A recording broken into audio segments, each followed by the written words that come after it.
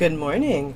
So here's the question. What if you really can't afford to take a vacation for many reasons? So my name is Michelle Thompson. I'm your academic and legal coach.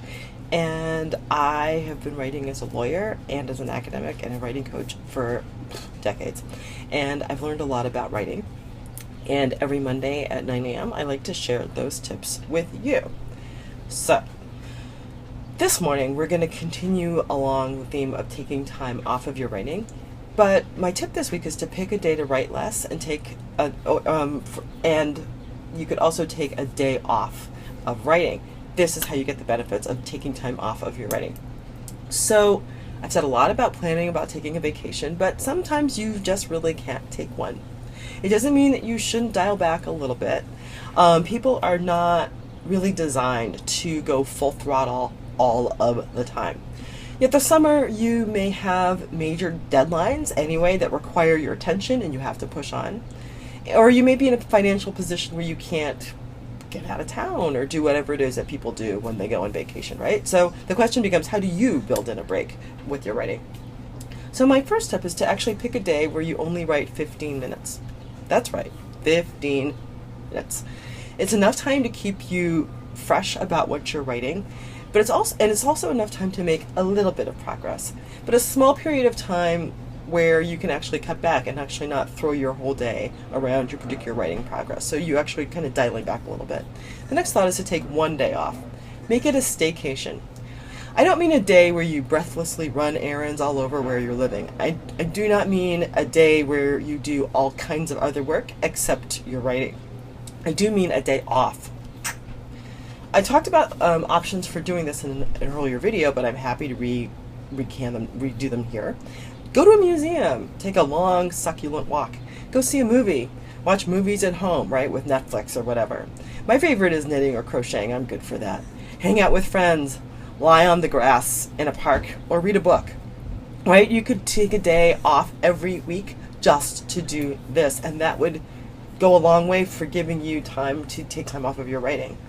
You do need to plan your writing around it, but the moral is to give your mind time off, and to do that in the circumstances that are less forgiving, right? So pick a day per week to only write 15 minutes in that day, or build in a day off, ideally to completely let your hair down. So with that said, today I'm launching a summer writing campaign. And earlier, you heard me just make the recommendation of writing 15 minutes per day for those of you who can't take a proper vacation. So, some of you actually are having a struggle writing in the summer because you don't have the structure of the academic schedule or the drive of your regular workflow, regardless of your profession. And so it becomes much harder to actually make sure that you're doing the regular writing you're trying to do during the summer. Yet you know you want and need to continue doing your writing. So instead of thinking that you can block a massive chunk of time daily to do your writing because it's not working, it's time to start small. So here we are, Write for 15. That's the campaign. Only set aside 15 minutes a day for writing. How does this work? Well, with 15 minutes, you can actually get your thoughts going, right? You can make a modicum of progress on what you're writing.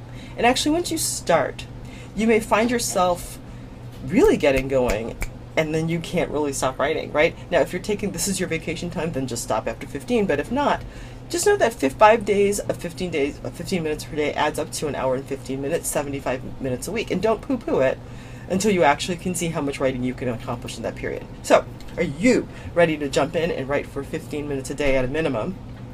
Write your writing goal time-wise in the comments below. I would love to hear what your goal is, and 15 minutes a day is a really great start, especially if you're not getting going, right? There's no shame in your game if you only write for 15.